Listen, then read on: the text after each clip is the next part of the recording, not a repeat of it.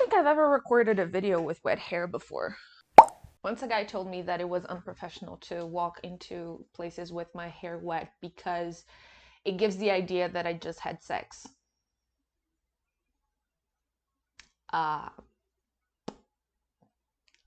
Being a woman is great, right? Hi, hello, how's it going? It's Lo. Today, I am here to talk about a book, because that's something I do sometimes. I sit here and I talk about books. Yay. If my general demeanor seems like I don't have much energy, that's because I don't. I had a shit week.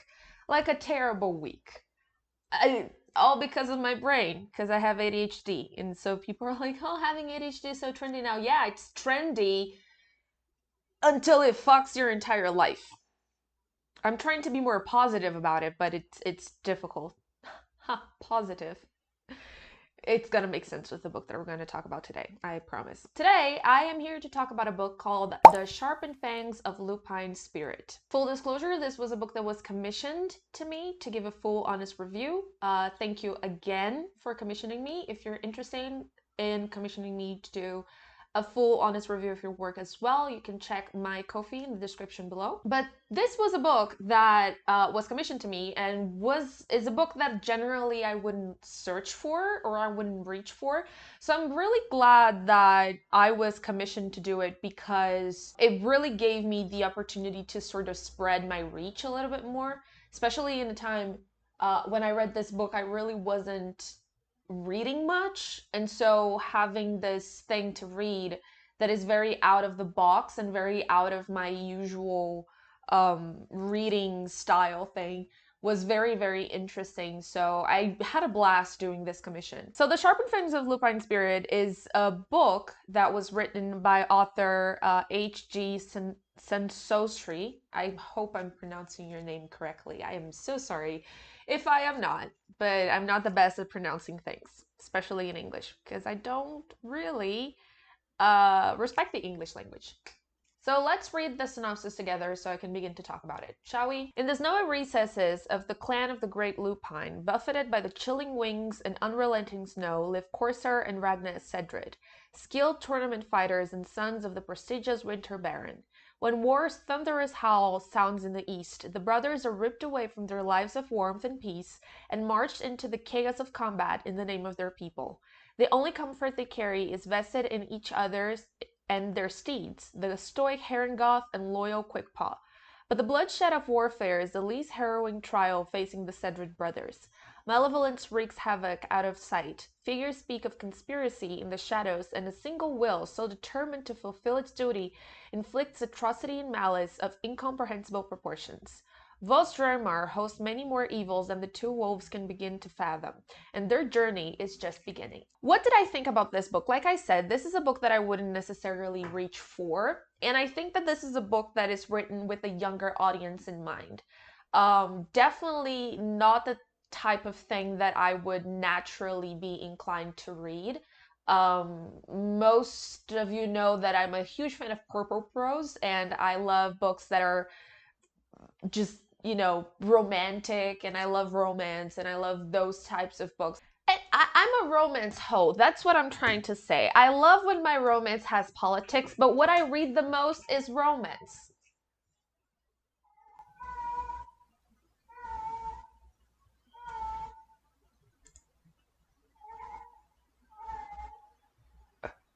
Can you guys hear that? So here's a funny story. My neighbor's cat is in love with my cat. His name is Heathcliff, like the one guy in Wuthering Heights. And he keeps meowing at my cat every single day. And my cat is just like not interested. She's spayed and he's neutered. So I'm not sure why he's so in love with her. But he keeps meowing at her and she keeps looking at him with such disdain. Eventually, she will hiss at him to stop, and he will for a second, and then he will start again because he's completely in love with my cat. So I've been an unwilling. I love you too, baby. I have been a witness to this torrid love, one-sided love affair for a while now. It's been very funny to watch anyway. But what I was saying was that I am naturally inclined to books that focus a lot on the romance, and I like when the books talk about the politics of stuff. But usually when I go for fantasy, I go for fantasy romance, and this is not. However, this is a book that I think would be very interesting for a boy age 13 to 14 to read. Not only because of the themes that the book explores, but also because of the writing. When I was reading it, Rachel and I read this book almost at the same time. And one thing that this book reads to me, at first I thought it read like furry stuff, which it's really not my cup of tea. But then Rachel said something that really clicked to me. It reads like a Disney movie, like Kung Fu Panda. It reads like Kung Fu Panda. Finally, a worthy opponent. Our battle will be legendary. It's just like that, like anthropomorphic animals that are... Oh, she's gonna hiss. Yep. Yep.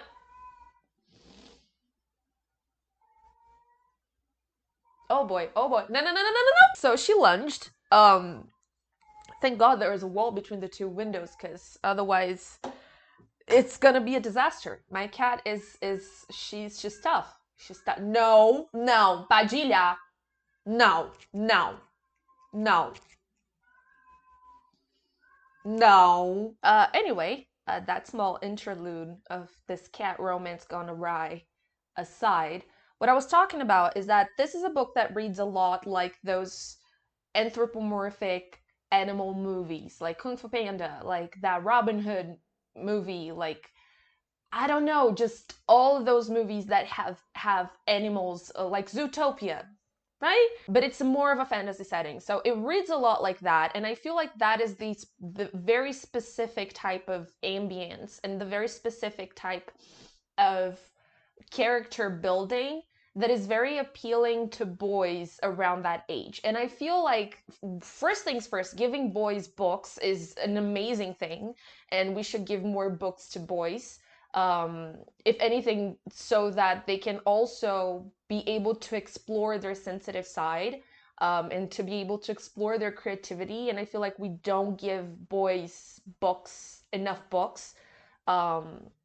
And if we do, we usually don't have that many books that are catered to boys around that age. So I feel like it's important that we have more books that are boy-centered in that sense, because we need to raise better boys. And I feel like this is a book that really helps us raise better boys because of the themes that it treats about. So going into the things that I really liked about this book, the first thing is the writing. The writing is very cinematic, and I feel like it feeds into this idea of this book reading almost like, again, Kung Fu Panda, because I can't stop thinking about Kung Fu Panda, especially the fight sequences. It's very Kung Fu Panda for me. The way that it's written is very cinematic, and again, I'm a huge fan of purple prose. I absolutely love This Is How You Lose the Time War, and you know, I love purple prose. I'm a purple prose bitch. What can I say? But it's written in a way that I can almost see the scenes happening, and I can almost see the scenes taking place as if it's in a movie. So there are very many parts of the book where it's very cinematic to read. Let me read an excerpt for you guys to see. Nothing stirred in the maze of snow-covered trees. Within the confines of the woods, only the snow was daring enough to move. It floated down from the heavens, white specks swinging to and fro in the chilling breeze, adding to the white blanket over the ground. Undisturbed, the vast pillow looked plump to the woodland creatures that wandered between the trees. Following from a hole excavated into a trunk, edging out from its shelter, came a creature. It was tiny, with one curious... Oh!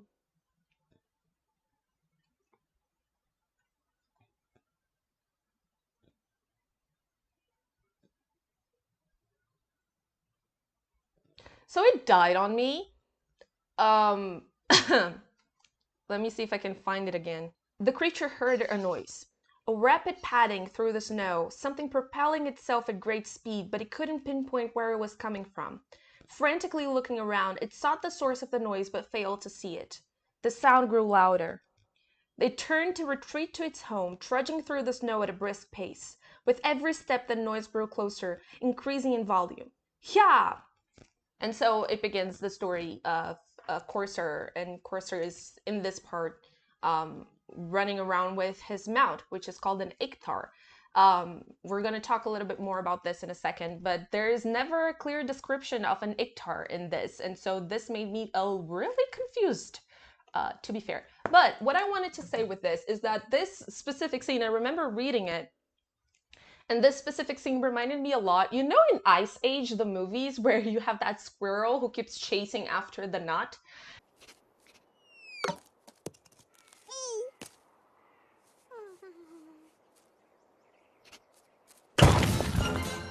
And that sort of everything happens right after the scene of the squirrel. It reminded me a lot of that, like how the movies always use this sort of cinematic aspect to introduce the characters. Specifically, this reminded me a lot of Ice Age, but I'm just pulling out all of the movies that I watched when I was a kid that had anthropomorphic animals. Because yeah. So I think that the writing in this is very easy to understand and very easy to make this world to be comprehended as well. Again, this is something that I feel is better suited for younger audiences. And so at certain points, it might feel that the writing is a bit youngish and a bit less mature. But I think that this is why it hits so well with this younger audience, and why I think that this would be such an interesting gift for you to get. You know, I'm just here. Do you have a nephew or, you know, a godson that is around the ages of 13 and 14, and you're like, I'm not gonna give this guy, this boy, a Nerf gun. I can't afford that. What am I giving them? Cansou de partir corações? So if you're like out of ideas for gifts to give to the 13-year-old boy in your life, may I suggest you giving them the Sharpened Fans of Lupine Spirit. I feel like the writing is very catered to that age range, and not only that, but also because of the themes that the book discusses. And the main one that I think was very interesting was the depiction of masculinity in this. We're very used to seeing books and media in general that is catered to boys be made in ways that depict toxic masculinity a lot.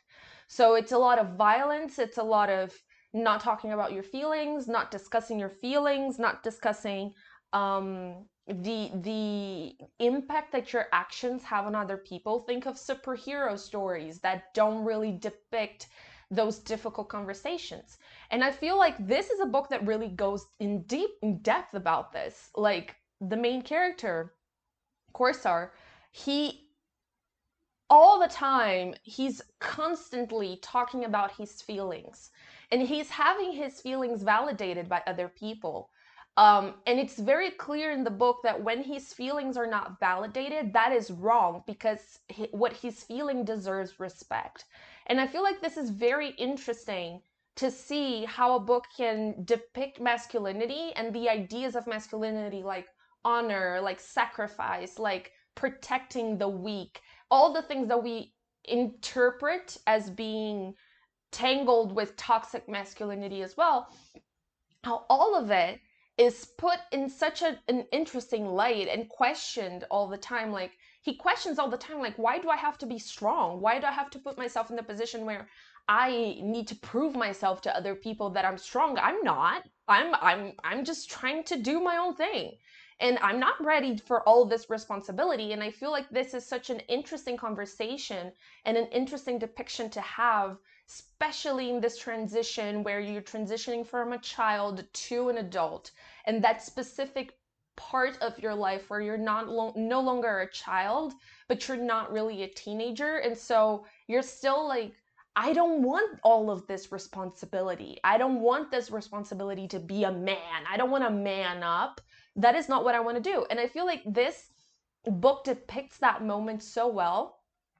And I feel like this could be a very interesting place for young boys to have someone read things that are like, no, I get where you're going through. I get this feeling that you have.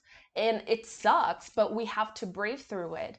And I feel like the very honest discussions of the grief, of the pain, of, you know, being subjected to abusive relationships, having abusive people in your life and how that impacts you, and how having certain people acting certain ways towards you is wrong, and that you can't accept certain types of behavior, and that sometimes it's okay if you're not strong enough. And I feel like this book really discusses those topics really well. And it's a very honest depiction of masculinity, and also a very honest depiction of toxic masculinity, of how bad it is when the feelings of this toxicity that comes with masculinity, how when they take root, how destructive they can be. So I think that this was brilliant. And this is a very young author.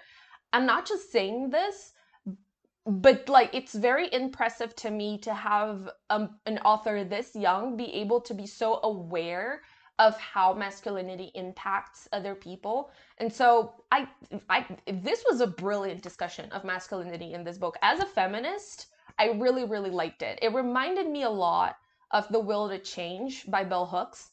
And I mentioned this when I sent my email with the with my thoughts about to the author, and my, you know, the review that I sent him. I actually said, I think you should read Bell Hooks, because I feel like this would actually help you develop this character further on in the series.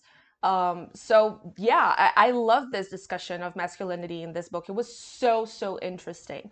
And this ties together with another aspect that I thought was incredible, which was the very honest and raw depiction of war. The depiction of war in this is very in your face. It's not a moment of glory and honor. It's depicted as something that is bad and something that ruins people's lives. And that taking someone's life is a weight that you have to carry forever. And I feel like not glorifying war, especially in contexts where the idea of war and going to war and fighting for your country and etc., is so tangled with the idea of masculinity.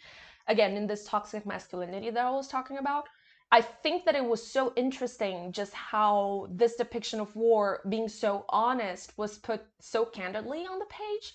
Like, we follow this main character being like very much conflicted about his role in this war, and how eventually he's like, I don't want to be a part of this. I don't want to be a part of this. Like, I don't want to be a part of this. And realizing that he's stuck, that there is no way out of this.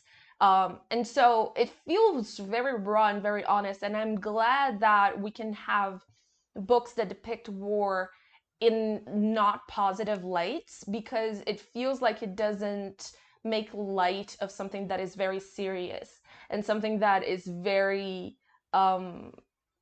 like, we shouldn't be teaching our young boys to crave going to war as a way to prove themselves. And I feel like this book does this very, very well. So because of the way that it's written, and the characters, they're animals, and so they're like wolves and rabbits and you know, dogs, and again, like Kung Fu Panda. And it's it's really funny. I thought it was really funny in several moments where certain things were changed to fit the fact that these were animals. And so there were certain parts of the book where he's like, oh, I'm gonna put my hind paw down. And I was like, your hind paw? Oh, your foot. You're going to put your foot down. Okay. All right. Or they were like, oh, they were paw and paw. And I was like, oh, hand in hand.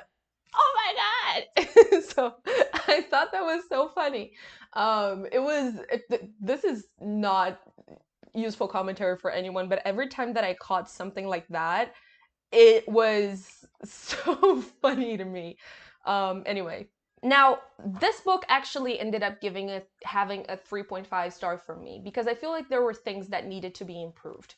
One of the things, like I mentioned before, was the idea of an ichthar. The ichthar is the mount, and almost like the horse of the main characters, and they are a huge part of the story, but at no point the description of an Ikhtar is giving to me.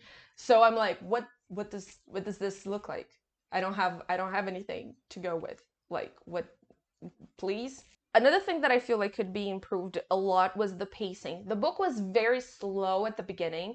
And again, like exposition, I'm a bit of a bitch when it comes to pacing, but the book begins very slow at the beginning. And it suddenly goes from 0 to 100 very quickly. And so a lot of things happen in the last half. And so the book becomes very fast paced from the middle of the book onwards.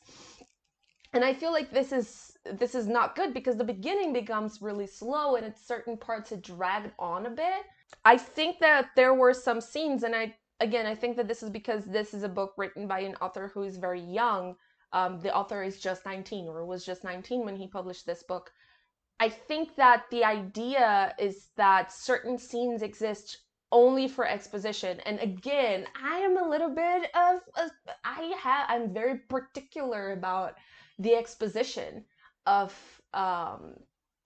in my books, and so I like the way that the book was written, but at the same time, I feel like the pacing should have worked a little bit better. And so, one of the things that I absolutely love in fantasy is political intrigue. And I feel like this book really has political intrigue in troves. And it really talks about it as well. But I feel like if the pacing of the book was worked better, we could have had inklings of this political meltdown that happens later on in the book from the beginning and from the get-go, because the way that it's written, it's almost out of nowhere. And I feel like a lot of the action of the book, a lot of the things that happen in the book are not properly set before. So it just happens out of nowhere and you're like, holy shit, where did this come from? And I feel like that sort of mirrors the confusion that Corsair himself feels like, where did this all come from? But I feel like as the reader, we should have had inklings of the mess that is going to happen later on in the book. We should have been privy to that before. But that's my personal opinion. Maybe some people like to be surprised. And I talked a lot about the idea of masculinity and war, and this ties a lot with the development of Corsair from a character who is very sheltered from the beginning to a character who has to grow and step into positions and into a responsibility that he never wanted in the first place, but he's forced to get it. I get that the character sometimes will resist this change, but sometimes it came across as a lot of whining, and it came to a point where I was just like, yeah, I know it fucking sucks, but like at some point you gotta get on with the program, because it's not, you know, there is a limit to how much whining you can get in a single book, and I felt like sometimes a lot of his resistance to the change came across as very too childish, I feel. And so this is one of the things that really put me off a little bit. So here's a little bit of a spoiler. If you don't want that, you feel free to jump to the part that I'm going to put here. But at a certain point, we find out that the main character's dad, who's called Arthur, he's abusive towards his son. And again, tying together with the idea of the plot and the things that were not necessarily worked out so well with the pacing, the fact that his father is abusive should have been spread out from the beginning, but this is not the idea that we have. And so the fact that his dad is abusive, and was abusive, it came sort of out of nowhere, and I was left wondering, like, why is this character like this? Like, it makes no sense. And I never had any sort of inkling beforehand that this character would be abusive. And so it felt a little weird to me that this wasn't something that was properly set up beforehand. And I thought it was a little confusing. Although I really like the discussion that this specific character being abusive would bring, I feel like it should have been properly set up better. So that was a downside for me. And again, like I said before, no one gave me an explanation of what an ichthar was. I would really like to have one because I need something to go to imagine what this animal looks like. And it's almost like, you know how in Goofy, Goofy has a dog, although Goofy is a dog. And so I'm like, is this like a Goofy dog situation? Like where Goofy has a dog and like what's the difference between this dog and another dog? Like what's the difference between the wolf that speaks and the wolf that doesn't speak? I would need a little bit more information on how it goes. Anyway, the Sharpened Fangs of Lupine Spirit got 3.5 stars from me. I rounded down for Goodreads. But I think that the author, it was very impressive how the author is so young yet managed to tackle such interesting themes in the story, and to be so critical of things that exist in our own society. How he was able to be critical of masculinity, how he was able to be critical of the idea of war and the glorification of war. I thought that it was very interesting to see how an author this young was able to do it. And yeah, I had a blast reading it, actually. Even though it's not usually what I would look for, I actually had a lot of fun reading it. And it was one of the books where I started reading before bed, and then I blinked and it was 2 a.m. and I read the whole thing in a sitting, and I was like, holy shit. It had been a while since something of that happened, but yeah. I think that if you like middle grade book, this is going to be a great read. And if you're looking for something to gift for the 13-year-old boy in your life, look no further. This is going to be an amazing addition, an amazing gift to give. Anyways, this was today's video. I hope you guys enjoyed it. If you're interested in commissioning me to review your book or review other books that you want me to give an opinion on, you can check all the information on my Ko-fi below. You can also join my Patreon to have early access to videos and updates on how this torrid love affair of my cat and my neighbor's cat is going to unfold. I'm not sure it's going to go any further because she actually hates his guts, but yeah, he's trying. He's definitely trying. Anyway, but yeah, this was today's video. I hope you guys enjoyed it, and I'll see you guys in the next time. Bye!